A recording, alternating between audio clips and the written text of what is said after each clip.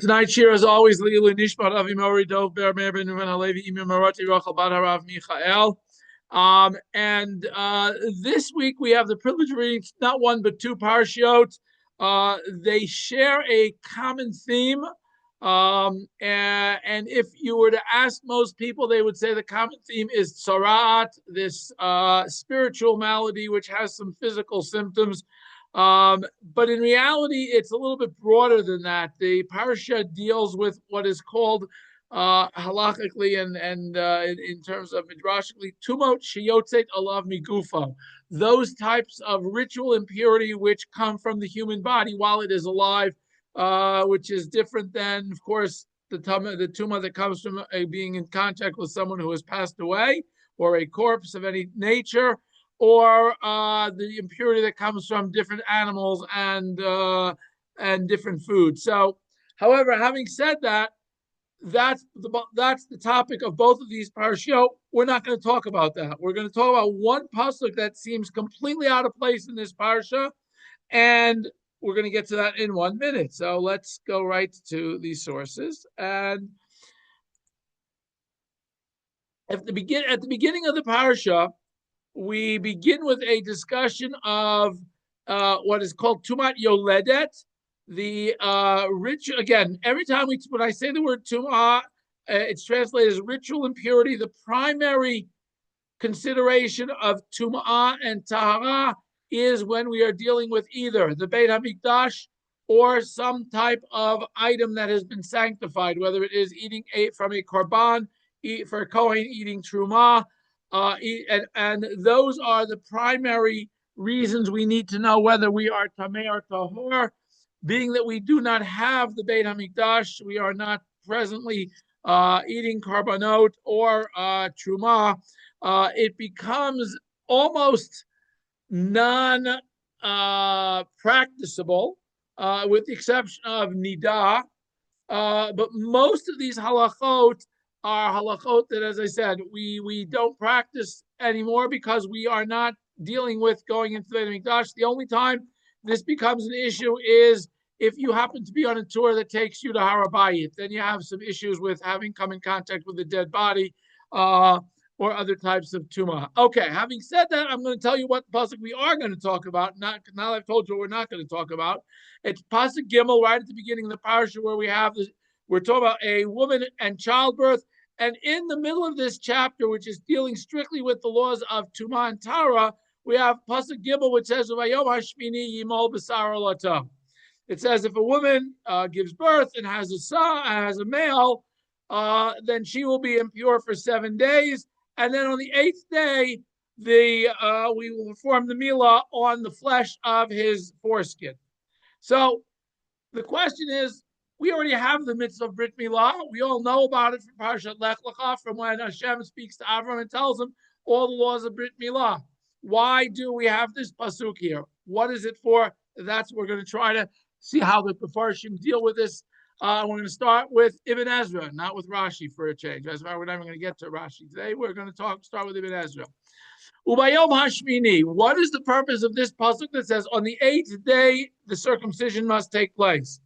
Amru Chazal, the sages here again, we will derive from the fact that it's Uvayom Hashmini, and on the 8th day, Bayom Velo Balayla, that a Brit Milah can only take place during daylight hours, not during the nighttime. You cannot perform a Brit Milah at nighttime.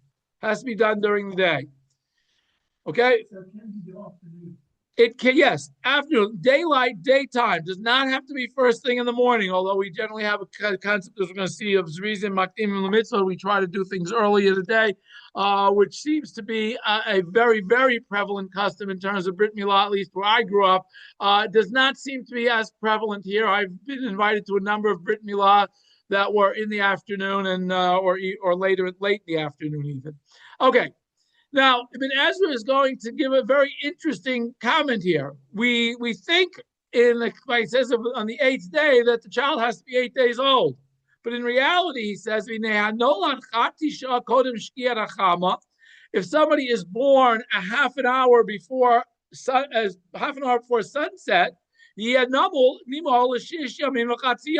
he can theoretically have his Brit Milah when he's only 6.5 days old because he was born right before sunset. That already counts as day one. So even though he's only been through, if we look at the actual 24-hour periods, he's only been through 6 days and one night, which is 6.5 days. He is already eligible to have his circumcision. Ki yom haTorah eino me'eit li'eit, because when we are measuring for Brit Milah, we do not measure 24-hour periods. It doesn't mean on the 8th 24-hour period that he's alive. It means the 8th day, and day of birth counts as day one. So that's the first thing that the Ibn Ezra wants to say.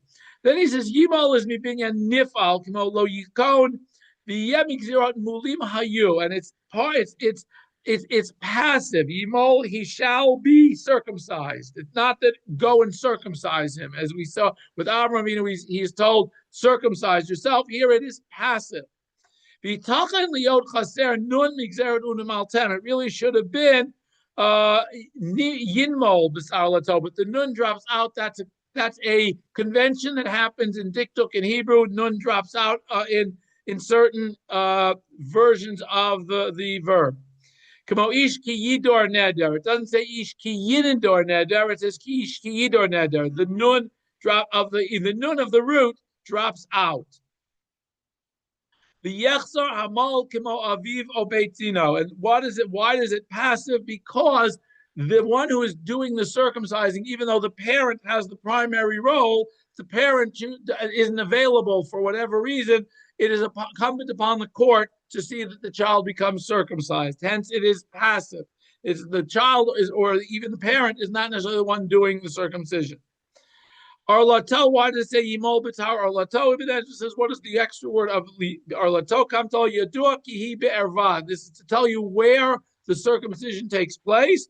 The Ein Kan Arlat Leiv V'Safa V'Ozen. Even though there are points in Navi where we refer to people as Arlat Leiv, of uncircumcised heart or uncircumcised lips or uncircumcised ears, those are only meant figuratively. They're not meant literally that we should think that we have to cut off a piece of somebody's heart, lips, or ear at circumcision. Ki kulam smuchim, they are all simply expressions meaning that something is closed up rather than being the actual orla that is supposed to be the circumcision is supposed to be performed. So basically, again, Ibn Ezra says that each of the words in this pasuk come to teach a specific lesson. He hasn't really told us why it's here, what its connection is, but he's given us a little bit of insight that the reason we need this pasuk is to teach us the specific mitzvah that Brit Milah is done on the 8th day following day one being the day of birth, and therefore the child does not have to be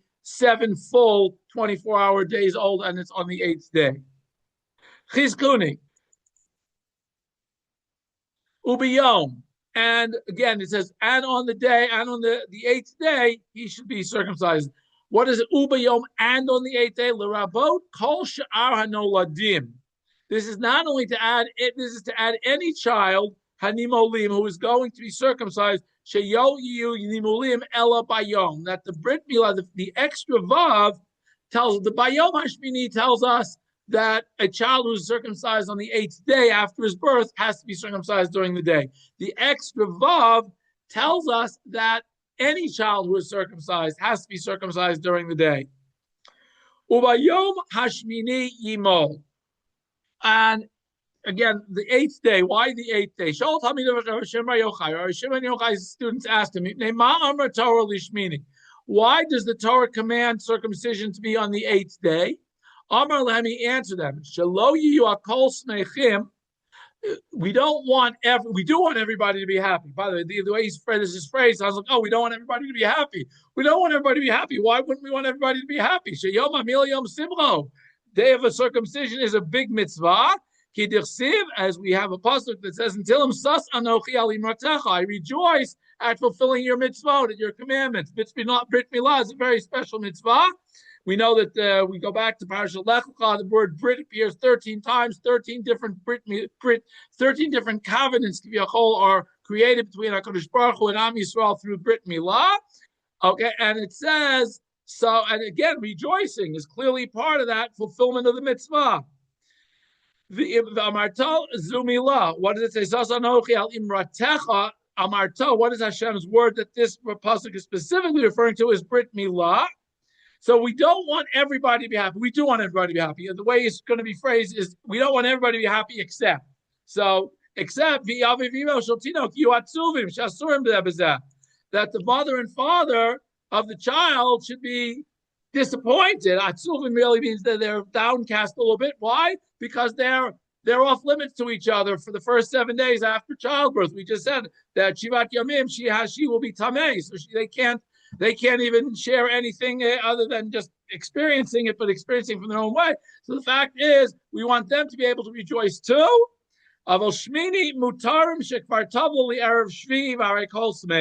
She will go to the mikvah on the seventh day after the child is born, the evening before the Brit Milah. She'll be able to go to the mikvah, and everybody will be happy. So that's why the Torah pushes off the Brit Milah till the 8th day.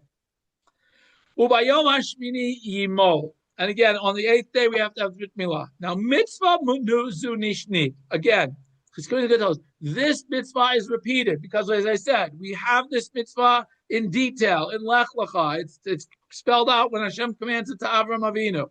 Why do we have it mentioned here? Lilamei, to teach us afilu b'Shabbat, that Milah bismano, that a Brit Milah on the 8th day after childbirth, a child is born on Shabbat, the child's Brit Milah, assuming the child is healthy, is on Shabbat. Umani mekayem achalaleha mot yumat. How can we know that the Torah tells us that if I profane Shabbat, it carries the death penalty. So how could I think that Brit Milah, which is a malacha, because you are creating something and doing something here, how will I fulfill the verse that says it's a death penalty? What that would mean to tell me, at least according to this hypothesis, is to tell me that every preparation for the milah has to be done before Shabbat. All preparations for the milah must be done before Shabbat. The only thing that supersedes the Shabbat is the milah itself, the actual cutting itself. Okay, yimol b'sar or lato. So again, and the pasuk continues by saying he has to cut the skin of the orlav, the foreskin. Orlato vaday doche et Shabbat. Only if it is an absolute certainty that this is a mitzvah that we are doing of this Brit Milah, does it supersede the Shabbat? The ein hasafek doche Shabbat. But if it's doubtful, it does not supersede Shabbat. What does that mean? And similarly, if the child is born in that period of time where we're not really sure if it's daytime or nighttime on Friday afternoon or on Shabbos afternoon, we do not perform the Brit Milah on Shabbos. It gets pushed off until the following Sunday. V'nei Tanan, and now it's going to tell us a very interesting thing. We will find cases where even though we know that ordinarily, Brit Milah happens on the 8th day, but there are going to be cases, Chitzkuni is going to say, where a child will not be able to have his Brit Milah until the 9th, 10th, 11th, or 12th day. We learned the following. Katan Mimo Lishmona, he can have a Brit Milah on his 8th day. Litisha on the 9th day. Lasara on the 10th day after his birth. Lachadasar Lishnemasar. Lo Pachot. Below Yoter. Those are the only days that a Brit Milah bisman, that is in time, can happen. Now, we know, of course, that if the child is in any type of danger, we push it off as long as necessary for the child to be healed of whatever it was that would have put him in danger by having a Brit Milah. But here, Chizkuni is saying it is possible that there will be a child who the earliest possible time you can circumcise him is the 12th day. How is that possible? We're going to see in a minute. Ketzad. It's going to go through each of these cases. Kidarko, ordinary case of Brit Milah is Lishmini, is on the 8th day, whether it's weekday or it's Shabbos, doesn't matter. You're born on a Wednesday morning, your Brit Milah is on Wednesday morning. You're born on a Wednesday evening, your Brit Milah is the next Thursday morning, which in either case is the 8th day from birth. Litisha Ketzad, how could it possibly happen that the earliest possible time you can have your Brit Milah is on the 9th day? Kishanolad Benash Moshot. Any child who is born during the period of time called Ben Hashmashot, and by the way, there are lots of different interpretation of what Ben Hashmashot is, whether it's between sunset and stars coming out, whether it's between Plag Mincha and sunset, all sorts of different opinions as to what constitutes Ben Hashmashot. But whatever it is, a child who's born Ben Hashmashot, he has to wait till the ninth day. Why? He's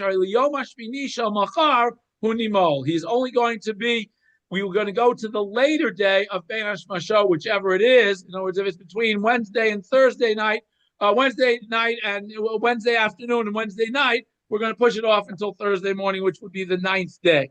The Sheva Ben Hashmashot Yomu v'nimoli Tisha, and perhaps really he maybe really was born on Wednesday, but since we are not sure whether it was Wednesday or Thursday, we pushed it off to Thursday. So that's how a child can be not have his Brit Milah until day 9. How about Lasara? How do we get 10 days? Ketzad Kishanolad Ben Hashmashot Shel Erev Shabbat. He's born on Friday, late afternoon, early evening, whatever we want to call it, Ben Hashmashot of Friday. Why? Because Ef Shalom Olu b'Shabbat. Now, ordinarily, we said if he's born between Wednesday night, Wednesday afternoon, and Wednesday night, we just push it off one day to Thursday. But if it's Friday afternoon, we can't push it off the one day to Shabbos because we know that we just said that the only time you can have a Brit Milah on Shabbat is if it's a definitive born on Shabbat. So Ef Shalom Olu b'Shabbat Haba'ah, you can't push it off to Shabbos to Shemet Tishihu because we really aren't sure if he was born on Friday or on Shabbat. So if he's born on Friday, we can't do the Brit Milah on Shabbat. And therefore, since we are not 100% sure this child was born on Shabbat, having his Brit Milah on Shabbat would be possibly a Brit Milah that is not exactly on the 8th day, and therefore it does not push aside Shabbat. He has to now wait another day till after Shabbat. So even though he may have been born on Friday, Sunday now the 10th day, he has to wait that long. How do we get to 11? How do we get to an 11th day now? Keshenolad Ben Hashmashot Shel Erev Shabbat V'chol Yom Tov Liot Samach Achar Shabbat Hashniya L'Leidato Ein Milah Shlo B'Zman Tochoto. In other words, he is born again on a Friday afternoon, but the Shabbos following the day the week he is born happens to be first day of Pesach, or it's Shavuot, or it's the second day of Rosh, or it's whatever day of the Chag is. And we know that a Milah, again, just like a Milah not on the 8th day does not supersede Shabbat, it doesn't supersede Yom Tov either. So now he's got to wait. So he now has to wait until Monday morning, which, by the way, the same thing would be true if he was born and the Friday was a Chag and was followed by Shabbat. How do we get to Shnei Masar? How do we get to a 12th day? Ketzad Kishenolad Ben Hashmashot Shemotze Chavbet Be'elul Ve'achnasat Chav Gimel Be'elul. He is born a week before, basically a week before Rosh Hashanah. Rosh Hashanah is Thursday and Friday. He's born that Wednesday night before Ben Hashmashot. We're not sure if it was Thursday or it was Wednesday. So therefore, we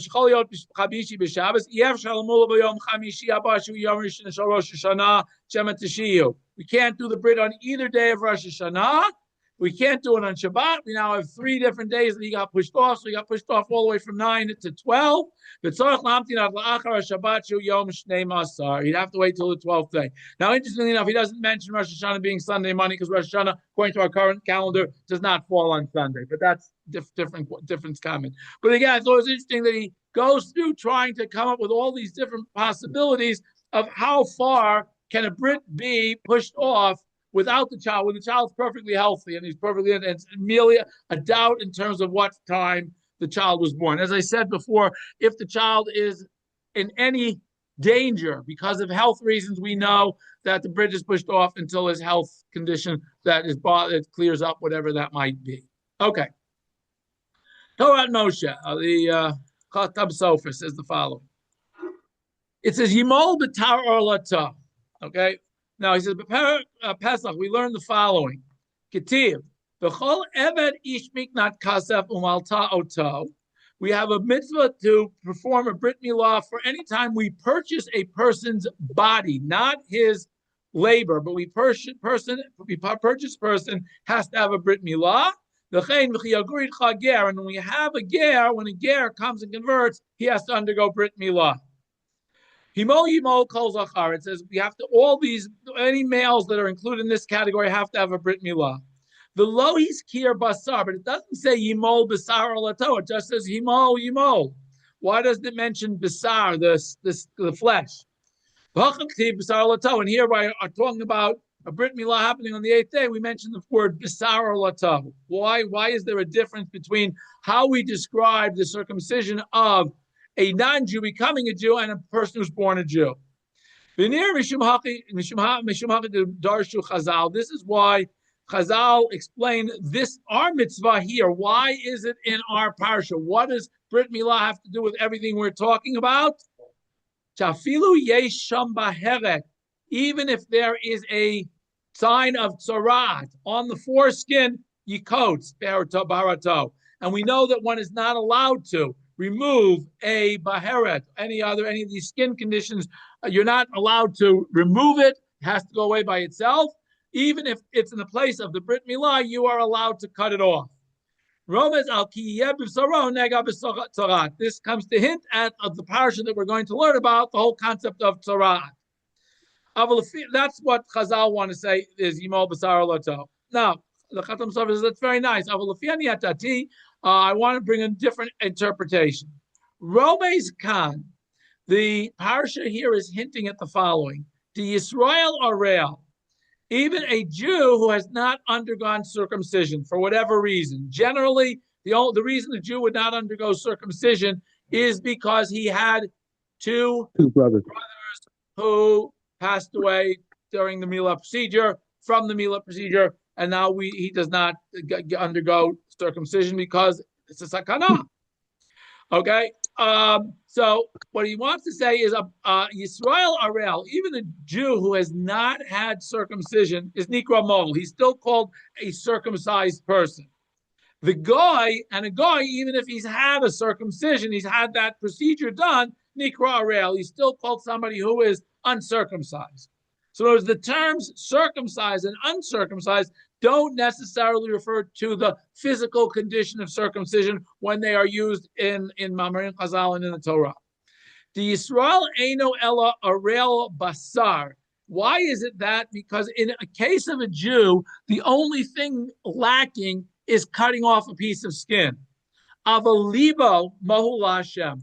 But in the case of his belief system, his heart is already doesn't have that blockage blocking him from connecting to HaKadosh Baruch Hu. In the case of his heart, so we've talked about before, we had this concept of Arel Lev, somebody who has blocked their heart from wanting to have a connection with HaKadosh Baruch Hu. So a Jew always starts out with his heart in a position where he wants to have a connection with HaKadosh Baruch Hu. Avalumo ta'olam, but when it comes to Goyim, Arle Lev, they are considered having a blockage of their heart, meaning their emotions are blocked from from having a connection to HaKadosh Baruch Hu. Ukeshemit Gayer, however, when he comes to convert, umekabel dat emet, and now he is accepting the true faith, nasa mohul bachol. Not only does he have to have a physical circumcision, he has to have an intellectual and ideological circumcision to remove that arlat lev, that blockage of the heart that keeps him from having a connection to HaKadosh Baruch Hu. Al Kain, therefore, Hacha Gabe Yisrael, here where it's talking about a Jew having a Brit Milah, it says Yimol Basar or Lato. The only thing missing, She'enamol Ela Basaro, the only thing missing for him to complete his connection to HaKadosh Baruch Hu is that piece of flesh. As far as his relationship with HaKadosh Baruch Hu, he doesn't need to remove any other blockages keeping him from having a relationship with HaKadosh Baruch Hu. But in the case we talked about above, in the case of Pesach, where it talks about the Brit, Bekone Eved Goy, Shemol Atzmo, where he buys an Eved who is a guy or a guy who has had Brit Milah, has had the circumcision, Lokati Basar Lato, it doesn't say Basar, Ki Mila Mamashu, Velorak Milat Basar. He has to not only have the Milah of the skin of his foreskin, but he also has to have any blockages, emotional, mental, ideological blockages also have to be removed. He has to go and remove them also. So that's why it only uses the term of Arel, not B'sar Olota. I thought it was a very interesting comment. Comparing how a Jew is born and views the world versus how a guy is born and views the world, and how we potentially we have potential. We have much greater spiritual potential if we would only access it. Okay, Meshech Chochmah. On the eighth day, he should have Brit Milah. Now, he's going to contrast that with the pasuk we have in Breshit and Lech Lecha, where we always saw, ben shmonat yamim yimol. A child who is 8 days should have Brit Milah. V'yadana tiyehei ben shmona yamim. And from there, it seems that he would have to be 8 full days old, 8 24-hour periods old. Hainu sheyagia liyom yom hashmini. The 8th day should arrive. Ukimo kain darash perak Rabbi Elazar de Milah. The Gemara says that. V'chein darash b'megillah v'safar lo shivat yamim. One has to count 7 full days, and then what does that mean? Sheyagia liyom hashmini. You have to reach the 7th day. Avol ki avral haben shmona yamim. But if the son had passed through 8 full days, no longer the 8th day that he's having the Brit Milah. We're now already on the 9th day. Kosher milato. So I would think his milah is afilu balayla. Should even be allowed at night. Tariu kvar ben shmonat yamim. If I did not have our pasuk uvayom hashmini, I would say if he has it on the 8th day, it has to be during the day. But if he's in the 9th day or beyond, it can be any time. It can be night or day. L'chein amar kan dibayom hashmini yimol. That's why our parsha brings this bayom hashmini. The Brit Milah has happened in the yom who yehefsik inyan. It's totally unrelated to what we've been discussing here. This pasuk is totally out of place, totally out of order. She'eno medaber mi'azman she'avar al hayelet. It's not talking about how many days the child has lived. Rak shemitzad atzmo nimo b'yom v'lo b'layla. That the child automatically has to always have Brit Milah at the day, not at night. L'chein hu adin betet yabiyom v'lo b'layla. It doesn't matter whether he's getting his Brit Milah on the 8th day, 9th day, 10th day, a month later because he wasn't well. It's always Brit Milah happens during the day and not at night. Okay, then he continues. B'tarat Kohan in Perek Aleph, following is said. Amar Talmid Echad Lifnei Rabbi Akiva. A student quoted the following before Rabbi Akiva. Tzarich le'omer. I have to understand something. Ilu Amar, if the pasuk had said v'tamah shivat yamim, she should be tameh for 7 days. Bayom hashmini yimol, and on the 8th day he should have his Brit Milah. Yachol, I might have thought Zion. The 7 days she's tameh, v'chet, and another 8 days that we wait for the Brit Milah. Hari tetvav. So the Brit Milah should be on the 15th day of after he's born, because I have 7 days that we referred to in the first pasuk, 8 days we referred to in the second pasuk. I have 7 plus 8 equals 15. So therefore, the pasuk doesn't say bayom on the 8th day. It says uvayom and on the 8th day. Okay, so that comes to tell us that the Vav comes to tell us that this 8 is after the 7, not 8 new days after 7. It's the 8th day after the 7. Perish Dagmar Ka'amar Shabbat V'Tamah Shivat Yomim B'Yom Hashmini Yimol. I might have thought the following. Now the Gemara has a very interesting way of looking at this. Kol she'imo Tamea Leida Nimol Lishmini. If the mother has had a childbirth that causes her to become Tameh, then the child has the Brit Milah on the 8th day after his birth. Parat, this excludes Liyotze Dofen, child born by cesarean section, Shanimo Liachad, who should have his Brit Milah immediately upon being born. Just like we know that if a slave or somebody who is a Canaanite slave or a Shifcha has a child who's male, the Brit Milah takes place on the day of birth if the child is healthy and well. Okay, it doesn't have to wait for 8 days. So I would have thought the same thing happens here. If the mother becomes tameh because it was a natural childbirth, then we wait till the 8th day. But if not, it should be the first day. Uparuch, and the Gemara there says, no, you can't do that. Why? Haridorot Rishonim Yochicha. Look what happened before Matan Torah in the days of Avram and Yitzchak and Yaakov. She'ein yimo tameh alei daven yimo lishmona. because there was no concept of Tumat Leida, and the Brit Milah was always had on the 8th day. So we see that it's not supposed to be on the first day. And so the Gemara answers there that the reason we have this pasuk here is to teach us that now that the Torah has been given and we're not just keeping Brit Milah as a separate mitzvah, now we have all the mitzvot, we might have thought there was a new halacha. Ad kan lashon. Okay.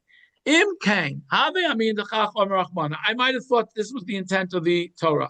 The tamah shivat yamim, that she becomes tameh for 7 days. Mishum shetama tumat leida, lachein einam nechshavim l'shmona shmei milah. Since she becomes tameh for 7 days, I should not count those toward the 8 days that we need to get to the Brit Milah. Lakach tzarich shmona yamim acherim. I might have thought I need another 8 days. And that's a way the Gemara wanted to explain it. If his imo is tameh leida, nimo letetvav, then he has to wait till 15 days if she becomes tameh. Kol she'enimo tameh nimo lechet. If she's not, it would be test ukedorot harishonim, which is the way it was once upon a time, back before the Torah was given. Therefore, lekach chamashbal on uvayom. Therefore, the Gemara says no. We need the word uvayom. Hainu shmini lemispar zayin yemei tumah. Not so that we wouldn't think that the Torah has a new law that I need Brit Milah 15 days. It has uvayom, that this 8th day is connected to the previous 7. Okay, well, let's skip the rest of this and we will go to the Orach Chaim. Now, the Orach Chaim has a whole lot of different drashot. I don't know how many of them we're going to get through. We're going to start with the first one. Simple question. We need to understand why do we need this mitzvah? We have in Parshat Lech Lecha all the laws of Brit Milah spelled out. Why do I need this pasuk here? It's not part of this halacha. We're talking about tumot. Why do I have this suddenly interspersed with all of these laws of Tumat Torah, the law of Brit Milah? The Ibn Hodia, if, as Chazal want to tell us, the purpose is Chitzorach Lamul B'Yom V'Lo B'Layla, as we've seen already. The purpose of this pasuk is teaches that Milah has to be during the day. Gam Lo Diafil B'Shabbos, and it also comes to teach us that a Milah is Doche Shabbat, that Brit Milah supersedes Shabbat. Kamo Shadarshu Chazal. Ubayom Afilu B'Shabbat. Kasha, I still don't understand. Lama lo Rasham Hashem Pratei Dinim Elo Shal Parshat Milah Shenichla Parshat Lech Lecha. Why couldn't those two halachot, that Milah has to be during the day and Milah supersedes Shabbat, why couldn't they have been included in the Parshat Lech Lecha? Why do I need to interrupt this, put in a pasuk that has nothing to do with the topic at hand, and to teach us these two halachot? It should have been with all the other laws of Brit Milah. So Orach Chaim HaKadosh says the following: perhaps the reason Hashem could not include this concept of the Milah being superseding Shabbat in the mitzvah to Avraham. Why? Shelo yachshov adam, that a person should not think.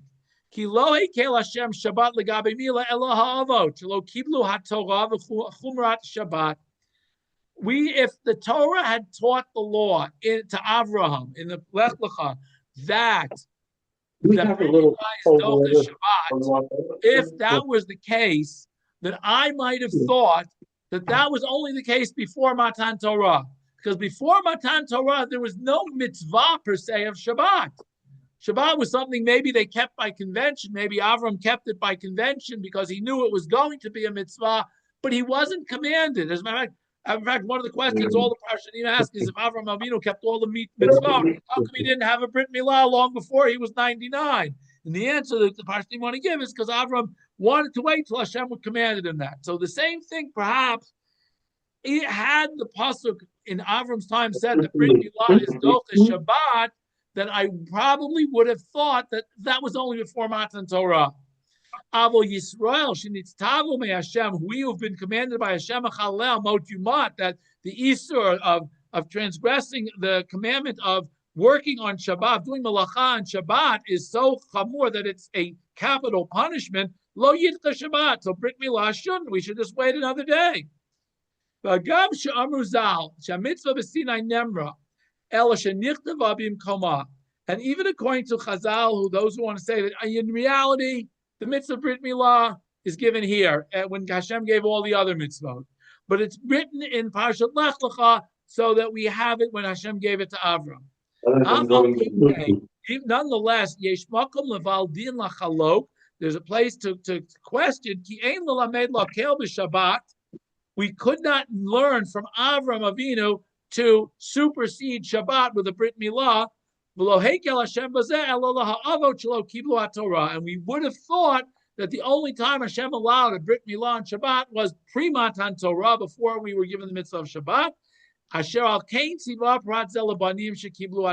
that is why Or Chaim HaKadosh says this mitzvah, this pasuk that teaches us that Milah is Doches Shabbat has to be taught here somewhere after Matan Torah.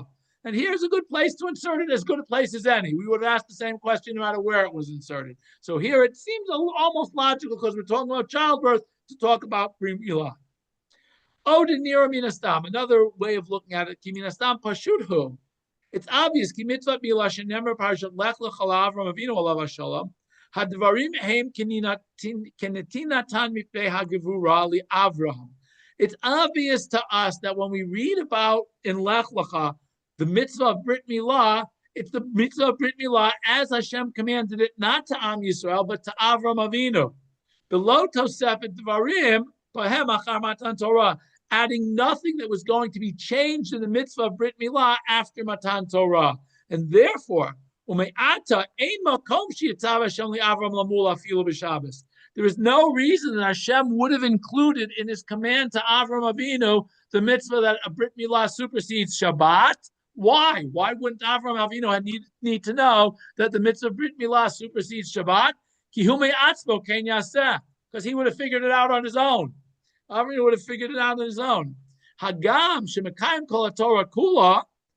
Even though Avram had kept as many of the mitzvot as he could, call it Torah kula. Afal pikein yidche Shabbat milifnei milah. Why would Avram, even if he chose to keep all the mitzvot that he was able to figure out, why would he have said that Shabbos doesn't apply if there's a Brit Milah? Ki milah hu mitzvah shenitztava bo, the Shabbos he mitzvah shalom nitztava bo, kol ikar. In other words, even if Avram figured out, yes, I got to keep Shabbat, and he figured out all the pratim of Shabbat, and he knew that in general a milah is Asr on Shabbat, he still would have said that in my case a milah is Docha Shabbat because Hashem commanded me about milah on the 8th day. He didn't command me directly about Shabbat. Maybe I figured it out, but Hashem never gave me that command. So clearly I would have no reason for him he would not need to teach me that milah supersedes Shabbat, because I would know that, because milah is a command that I got directly from Hashem. Shabbos is not. Therefore, the command that Hashem gave me directly obviously is at this point the more important one. If Avram Avinu wouldn't have figured that out, he would have been off base, and we know that Avram Avinu would have figured it out. Therefore, Hashem does not have to give the command that milah supersedes Shabbat to Avram Avinu, because Avram Avinu would have figured it out on his own, because he was dealing before Matan Torah, and he was dealing with a very different observance of Shabbat than we are dealing with. Imhaya mitzvah, this is one of my favorite lines here in the Orach Chaim here. Imhaya mitzvah, if Hashem had indeed commanded Avram Avinu that Shabbos, that Brit Milah is Doches Shabbat, they would have broken their pens over it. They would have been asking, why do we need this mitzvah? Why did Hashem need to command? They would have been going back and forth with people trying to understand, why did Hashem command Avram that Milah is Doches Shabbat if he didn't need to?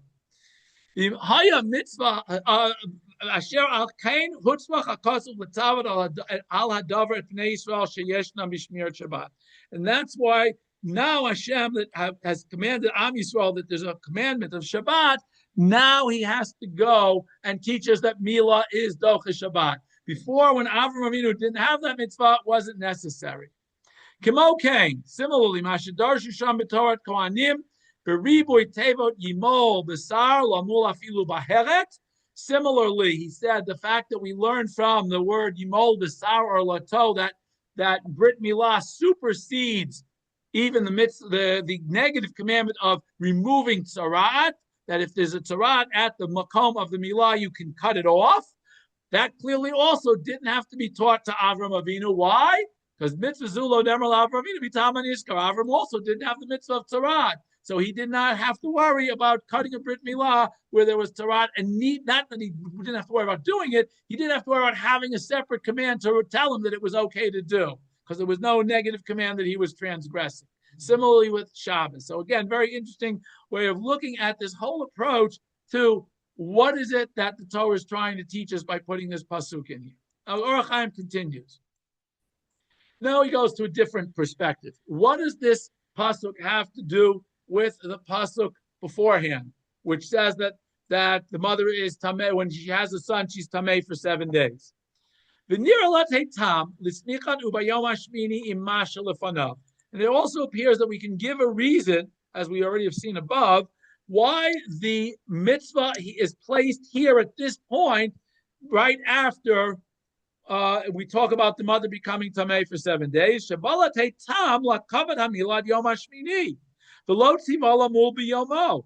have to understand, why did Hashem in the first place put the Brit Milah on day 8 instead of day 1 when the child is born? If it's such a mitzvah to perform and such an important mitzvah, why are we putting it off for a full week? As we find, if somebody purchases a slave, Brit Milah happens on the same day. Or if he has a slave and that slave has a child, the same day the child is born, we have the Brit Milah.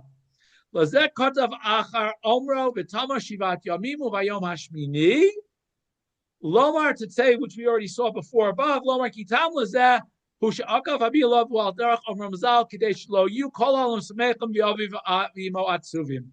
The reason we push it off till the 8th day is so that the mother and father shouldn't be sad because they are separated from each other for the 7 days, but everybody else should be happy. We wait till the 8th day so they can be happy and rejoice with everybody else.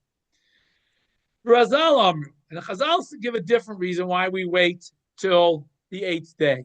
Okay, it's nice to wait till the 8th day so the parents can be back reunited. Fine, wonderful, but that's not the real reason. Chazal say, Medrash Rabbah Kiteitze Parakva Zel Shona, and this is what they explain. Lama Tinok Nimo Leches. Why is Brit Milah performed on the 8th day? Shekana Hashem Rachamim Alav Ad Sheyiya Bo Koach. Hashem wanted to have mercy on him until the child can achieve koach. Now, koach literally means strength. So he should be physically strong enough to perform the ritual. That's the way we would interpret this Mamar Chazal. Ukeshem sherachamav al hadam, and just like Hashem has mercy on Adam to wait 7 days, to wait till the 8th day for Brit Milah, kach rachamav al behemah. Similarly, he has mercy on animals. Shenemar, as we learn, umiyom hashmini v'hala yeratzal karvani sheh. One cannot take an animal that is less than 8 days old and bring him as a karban. You have to wait till it's 8 days old before you can bring it as a karban. Okay? And these two, the Gemara there, the Mamar there, Medrash wants to juxtapose these two. 8, yeah, 8, 7, no, 7 24-hour days. Yeah, it's not quite the same, but okay, it's close enough.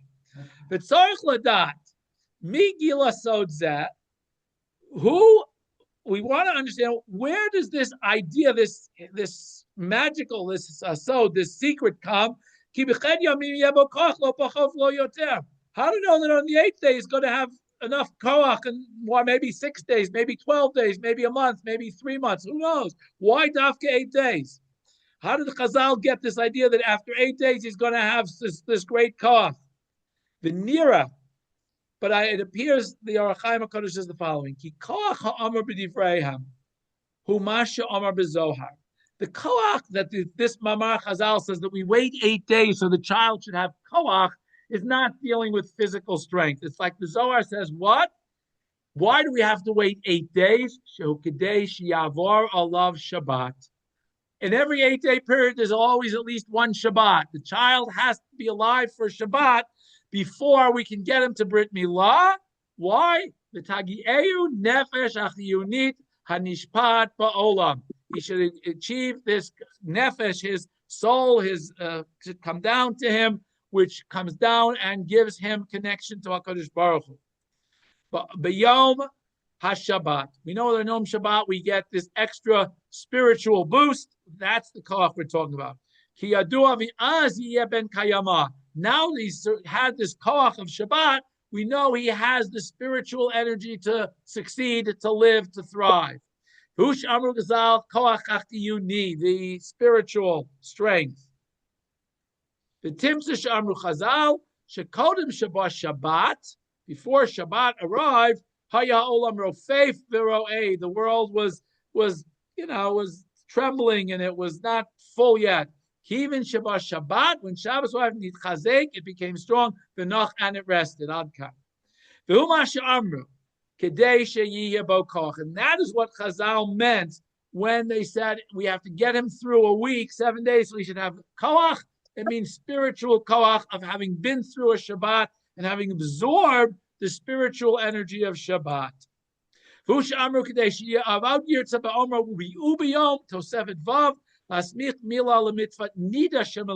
another thing he gives why this pasuk is connected to the pasuk before is to connect the vav, that connects the two psukim, tells that Milah happens when his mother is appropriately keeping the laws of Taharat HaMishpacha.